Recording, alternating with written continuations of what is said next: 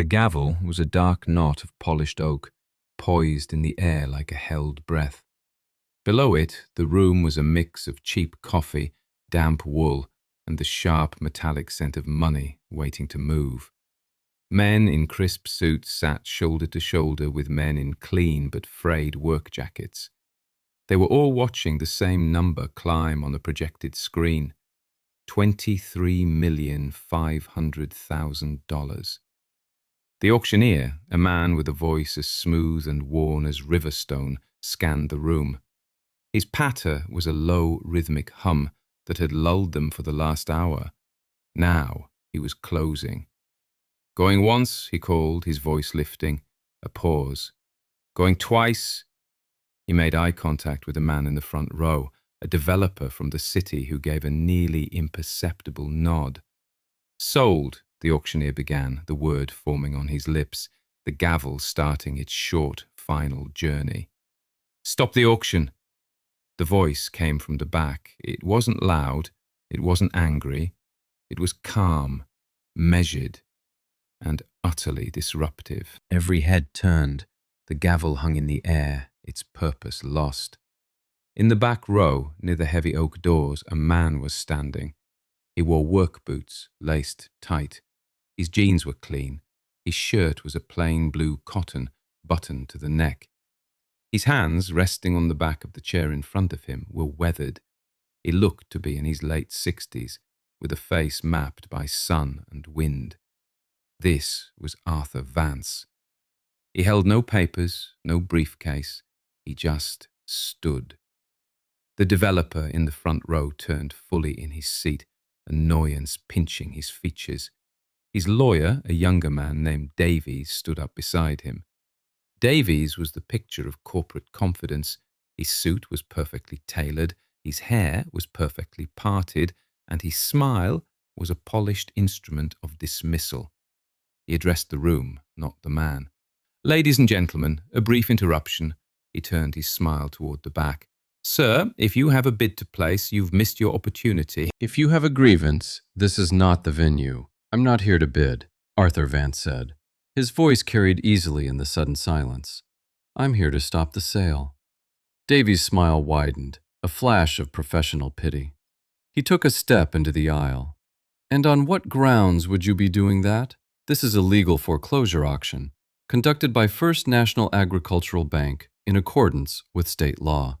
Everything is in order." Arthur met his gaze.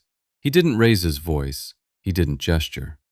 "On the grounds of the 1966 Agricultural Trust Loan, Document 47B, a few of the local farmers shifted in their seats. A name, a number.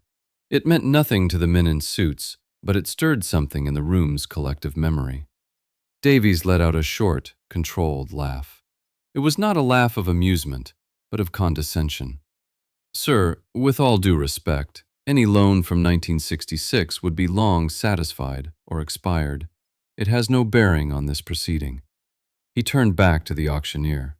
"Please, continue." "Let's not waste any more of these good people's time." He buttoned his jacket, a gesture of finality. The auctioneer looked from Davies to the man in the back. He was a local man. He knew Arthur Vance. He hesitated. "The land is not for sale," Arthur said again, his voice unchanged. "The auction cannot proceed." He didn't argue. He stated a fact.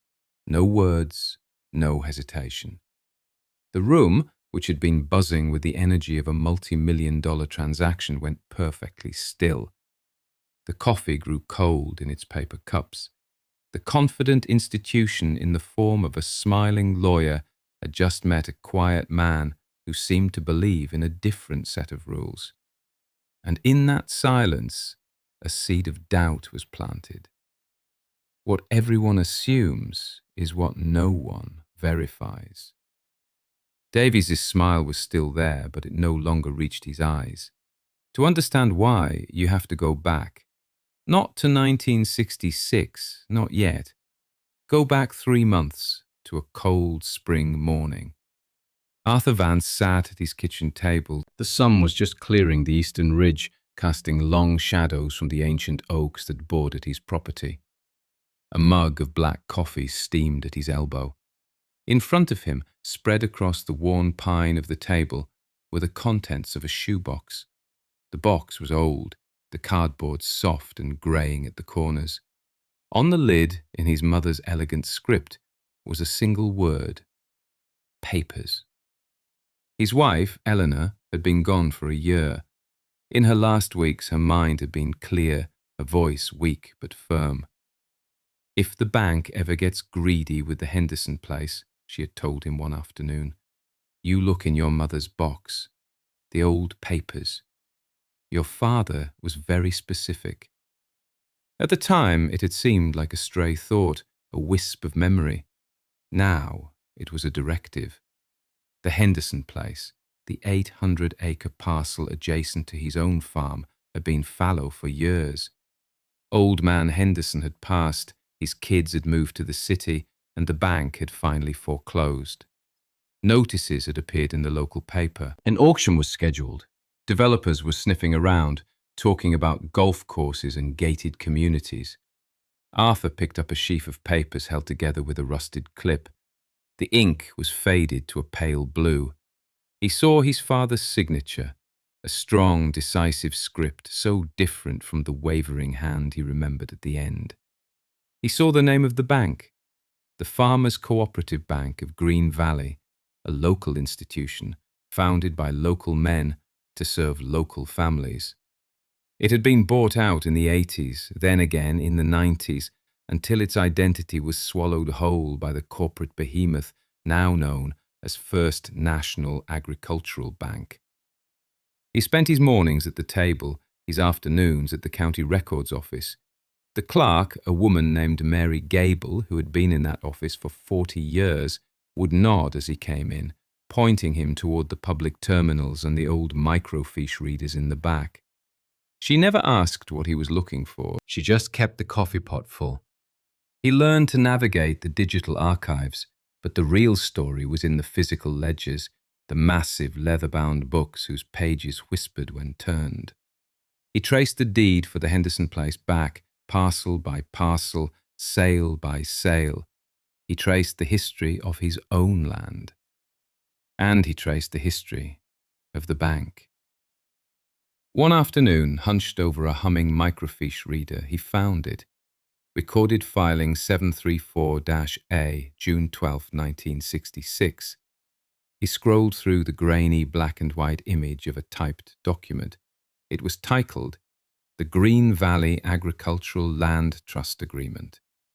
He printed the pages, the machine spitting them out warm and smelling of toner.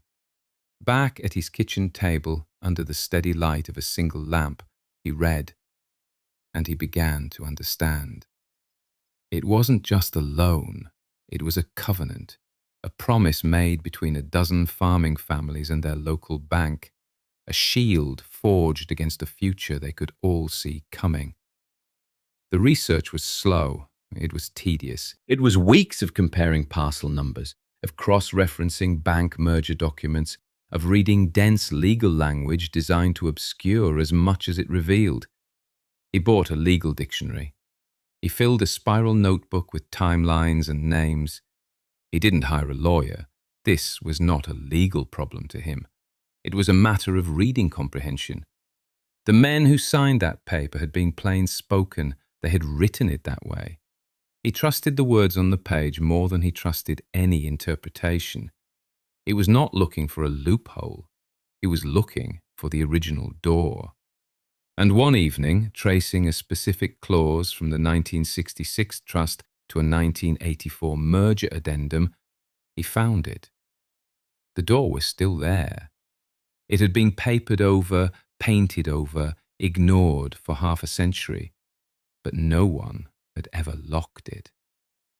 22 years before that morning, Arthur had stood with his father on the fence line between their property and the Henderson place. His father was 78 then, his body stooped, but his eyes still clear. They were mending a section of fence, the familiar rhythm of pulling wire and driving staples a conversation in itself. A car had gone by on the county road, a late-model sedan with out-of-state plates. The fourth one this week, his father had said, not looking up from his work. They can smell the money in the dirt. Arthur had been worried then. Land prices were rising. His own son had already left for college with no intention of coming back to the farm. The world was changing. "What happens when we're gone?" he had asked his father. His father finished wrapping a wire, his movements economical and precise. He leaned on the post and looked out over the rolling hills, the same view he had seen every day of his life. He was quiet for a long time. The wind moved through the tall grass. "Some things are planted for the next man," he said finally. He tapped the fence post, a massive piece of locust wood he had set in the ground in 1966. "This post will be here long after I'm gone, long after you're gone. It has a job to do." It was that same year, 1966, that his father, John Vance, and 11 other farmers had walked into the Farmers Cooperative Bank. It wasn't a foreclosure or a moment of crisis. It was a moment of foresight. The interstate highway had just been completed 10 miles to the east. The city was creeping closer. They had all seen what happened to farming communities on the other side of the county, sold off piece by piece, plowed under for subdivisions with names like Oak Creek Meadows, where there were no longer any oaks or creeks. John Vance and his neighbors made a deal with the bank's president, a man named Albright, who was also a farmer. The bank provided a generation of low-interest seed and equipment loans. In exchange, the 12 families placed their land and any adjacent parcels they might acquire into a protective trust. The trust document was simple and clear. Its primary covenant, Article 12, stated that the land could not be sold for non-agricultural use. If any signatory farm was forced into foreclosure, the remaining members of the trust had the right of first refusal to purchase the land at its assessed agricultural value. Not its market value, not its development value. A price based on what the land could produce, not what it could become. The covenant was explicitly written to run with the land in perpetuity, binding all future owners and creditors. It was their shield. Arthur remembered his father coming home from that meeting. He sat at the same kitchen table, a copy of the agreement in his hands. "This paper," he had told a 16-year-old Arthur, "is more important than the deed. The deed says we own the dirt. This paper says we own its future." It was a promise made between neighbors, solidified by a bank that was part of their community. Arthur's personal motivation was not revenge. It was not, at its core, even about the money. It was about honoring that promise. It was about the integrity of his father's word, a thing as solid and real to him as the locust fence post still standing on the hill. The bank had forgotten its promise. The world had forgotten it. He had not. Some things are planted for the next man. Arthur Vance was the next man. Back in the auction room, the silence stretched. Davies, the bank's attorney, recovered first. He walked slowly down the aisle until he stood just a few feet from Arthur Vance. His voice was low, reasonable, but with an edge of steel. "Mr. Vance, is it? I've pulled up the records for your property and the Henderson property on my tablet. The loan you're referring to, number 88-145, was indeed originated in 1966. He smiled, as if sharing a pleasant historical footnote, and it was satisfied. Paid in full, on July 17th, 1974. The document is a dead letter. It's a historical artifact with no legal standing. He held up his tablet, the screen glowing with digital text. "See? Paid in full. Zero balance." Arthur Vance didn't look at the tablet. He took 2 slow, deliberate steps forward, into the center of the aisle. From the inside pocket of his coat, he removed a single folded piece of paper. It was a photocopy, the creases worn soft. He didn't hand it to Davies. He walked past him, to the heavy oak table where the auction clerk sat. He unfolded the paper and laid it flat on the polished wood. The room was so quiet you could hear the hum of the overhead lights. The loan was satisfied, Arthur agreed, his voice still even, still calm. The trust was not dissolved. He placed a single calloused finger on a paragraph halfway down the page. Paragraph 12, Section C. The covenants herein described shall run with the land in perpetuity, independent of the satisfaction of any and all financial obligations, and shall be binding upon all assigns, heirs, and creditors of both the signatories and the institution. He looked up, not at Davies, but at the auctioneer. The covenants run with the land, not the debt. Davies strode to the table, his composure finally cracking. He snatched up the paper. This is a copy of a 50-year-old piece of paper. It's meaningless. The bank has a clear title. We went through a full title search. This is nonsense. He was speaking quickly now, his voice rising. This is tortious interference with a contract. He pointed a finger at Arthur. We will hold you personally liable for the full $24 million value of this lost sale. Do you understand that? We will sue you. We will take your farm. We will take everything. It was his second angle, the threat, raw, undisguised intimidation. Arthur Vance did not flinch. He did not react. He simply stood, his hands now clasped behind his back. That's your right, he said. The simple, declarative sentence seemed to suck all the energy out of Davies's threat. It offered no argument, no fear. It was a statement of fact, as solid as a stone wall. The developer, seeing his investment evaporating, hissed something to Davies. The lawyer's expression shifted. He took a deep breath, visibly composing himself. He forced another smile, walking back toward Arthur, adopting a new, softer tone. His third angle, conciliation. Mr. Vance, Arthur, let's be reasonable men here. Clearly you've done your homework, and clearly this is a document we were unaware of, an oversight, an archaic clause from a different era. He lowered his voice, creating a bubble of false intimacy. The bank is prepared to be generous. To avoid lengthy and expensive litigation for everyone, we can offer you a substantial sum to waive this claim. Right here, right now. Tell us what you want. 100,000? 200. We can make this go away, and you can walk out of here a much wealthier man. The room watched. This was a language the developers understood. Money. Every problem had a price. They waited for the negotiation. Arthur Vance looked at Davies. For the first time, a flicker of something other than calm appeared in his eyes. It wasn't anger. It was something closer to disappointment. He said nothing. A pause. The silence was his answer. He turned his head and looked past the lawyer, past the bidders, to the tall windows at the front of the room.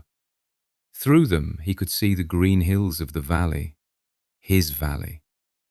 The land is not for sale to a developer, he said, his voice quiet but absolute.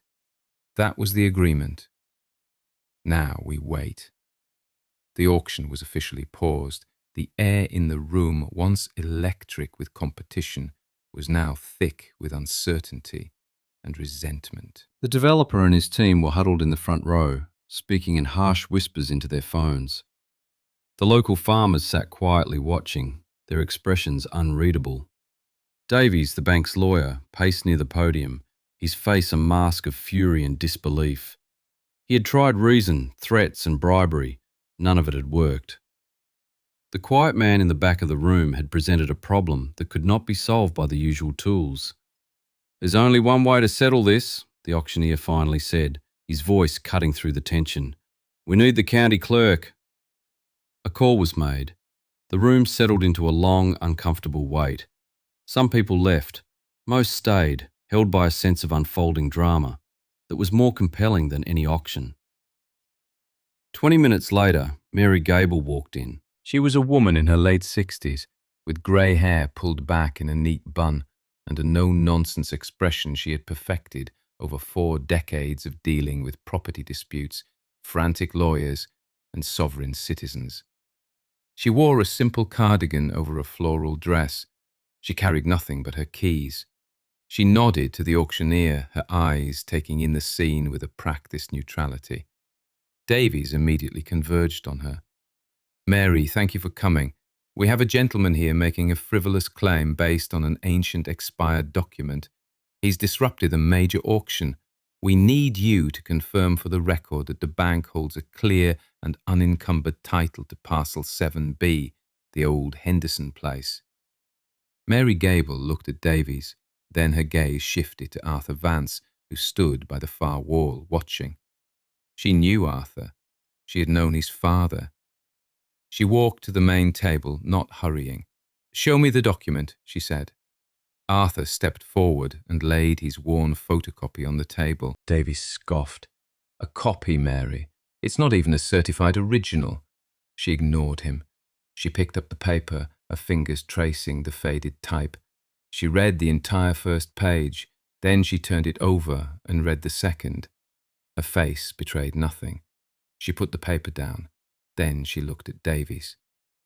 "Do you have the bank's full title report?" "Of course." Davies snapped his briefcase open and produced a thick-bound volume, dropping it on the table with a thump.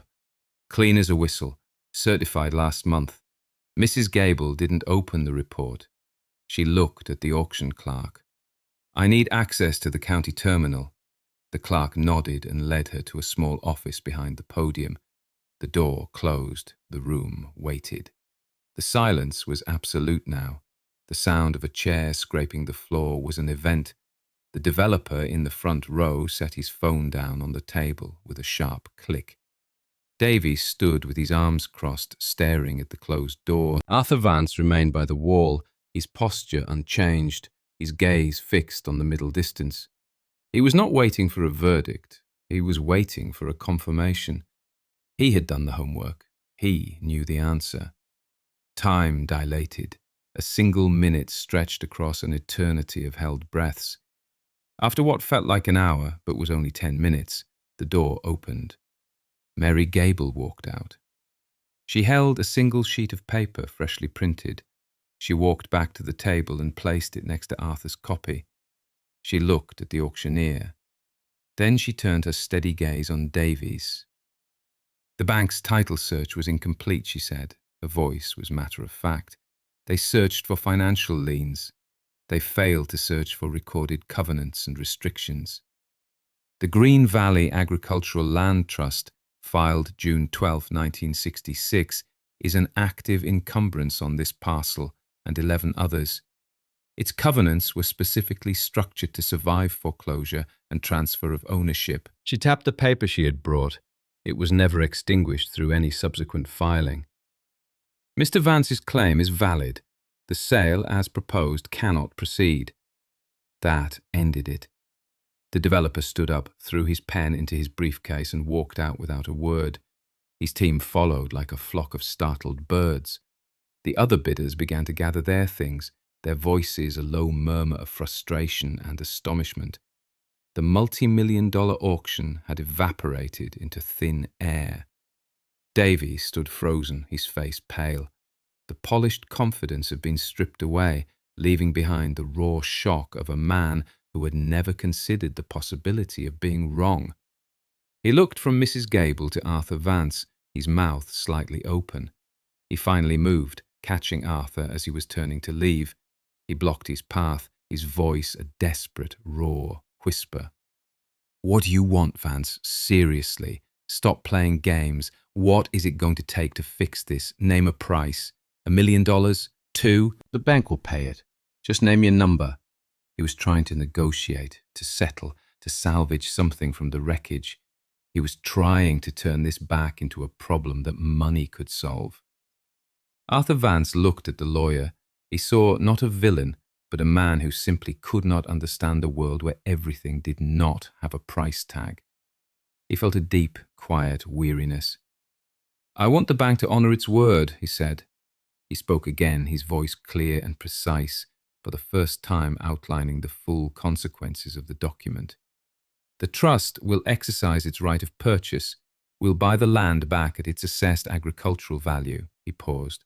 $300 an acre, as stipulated in the agreement.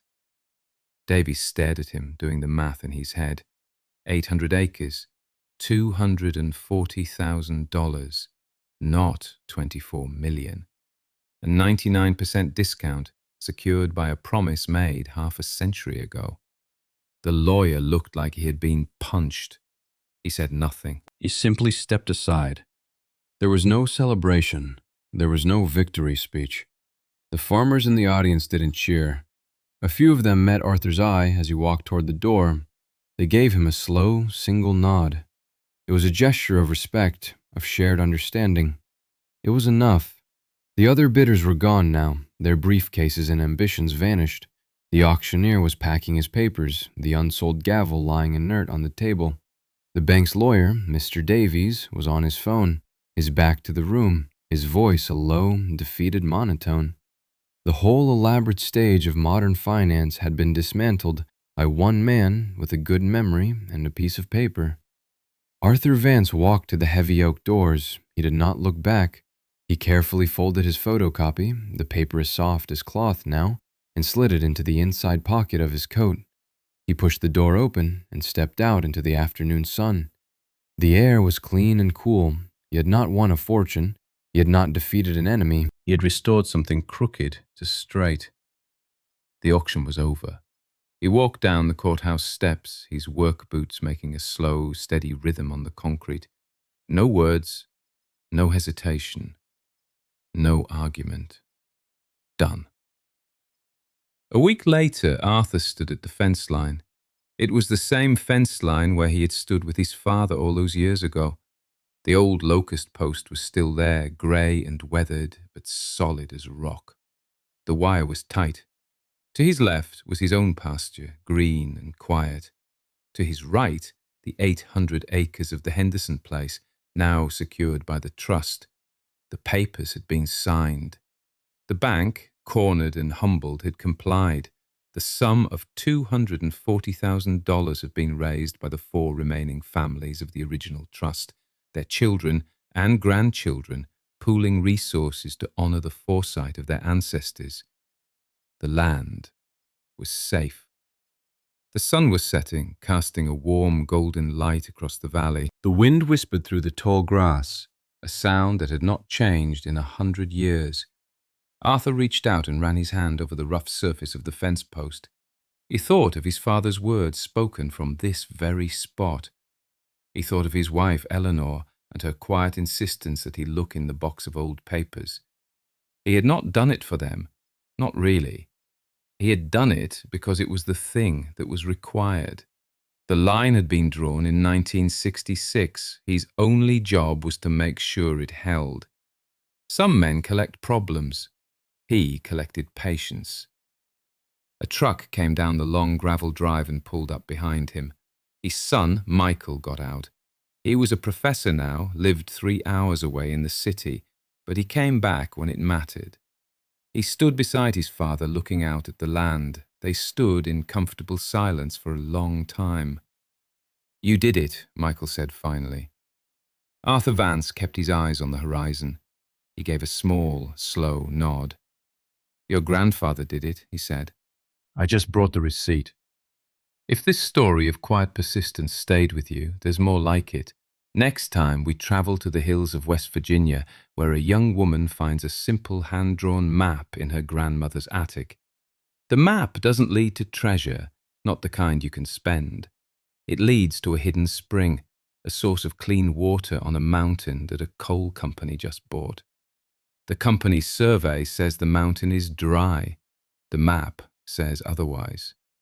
Stay with us. We'll see what holds.